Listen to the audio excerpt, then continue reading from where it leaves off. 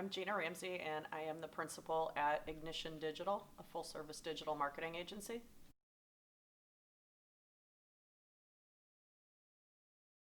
When thinking about what digital marketing is, you should approach it holistically. You're looking at your website, you're looking at your social media, you're looking at your branding, you're looking at your reviews, you're looking at potential advertising. It's not one single thing, it's an entire thing. I like to say that your website is your Harley and everything else is the chrome.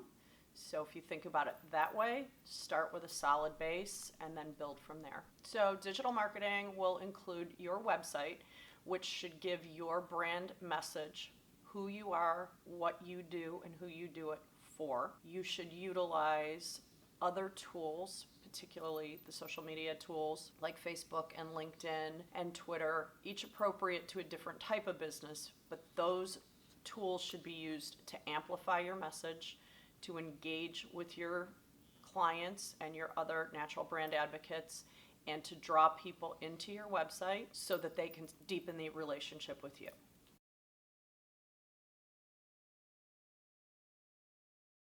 Before you begin a Facebook campaign, I highly encourage you to have a strategy. Without a strategy, it's just throwing stuff against the wall and seeing what sticks. So are your goals to get more clients? Are your goals to engage with vendors? Are your goals to engage with other natural brand advocates? It doesn't matter what your goals are. Know what they are and develop a content calendar around those goals. And then measure those goals to make sure that what you're doing is actually achieving those goals.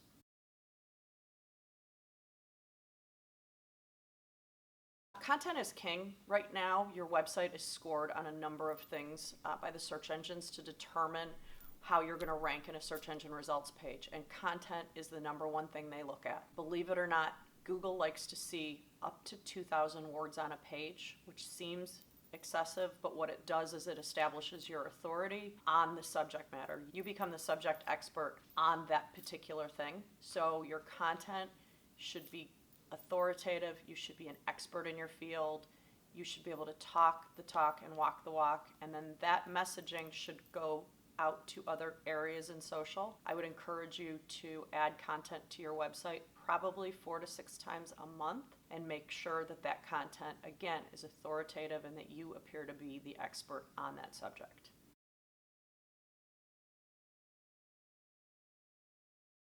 When working with a new client, the first thing I do is sit down with them and do some discovery. I want to know who they're selling to, what their products are, who their competition is, what the marketplace looks like. In doing so, I can pull together what I believe is the plan to get them more business.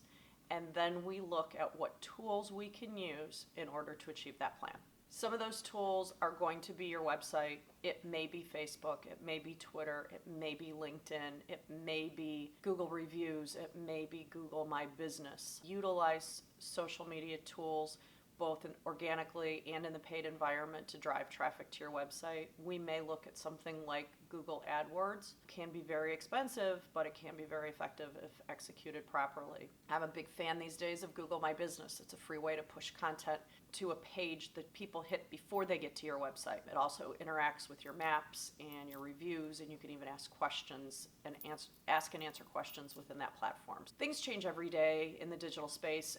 It's important for you to keep up with what's going on or have somebody that you can trust to keep up with those changing things as well. I'll use Facebook as an example when it comes to paid. Currently, only 1 to 2% of organic posts on your business page are seen by anybody that like your page. They're only going to see it if they're highly engaged. People that frequently go to your page, people that comment, like, and share. If those people aren't there, then you need to look at a paid space. What I love about Facebook paid ads is that they're highly targeted and you can find your clients through the targeting that Facebook allows. I also like LinkedIn, particularly in a B2B sector versus a B2C.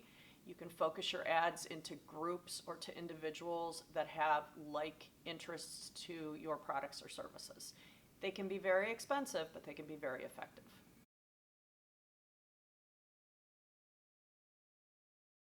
In terms of organic posts to both Facebook and LinkedIn, on Facebook, I would ask questions. If you ask people to do things, they'll do it. If you're an outdoor ropes course, you're posting about the 10 great hiking places in Maryland and has anybody been to them?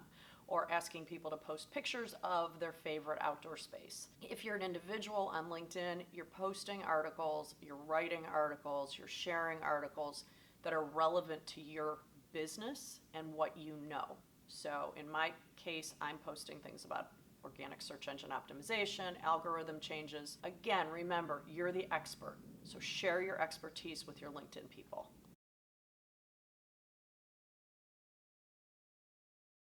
Facebook versus LinkedIn is the question I hear very often.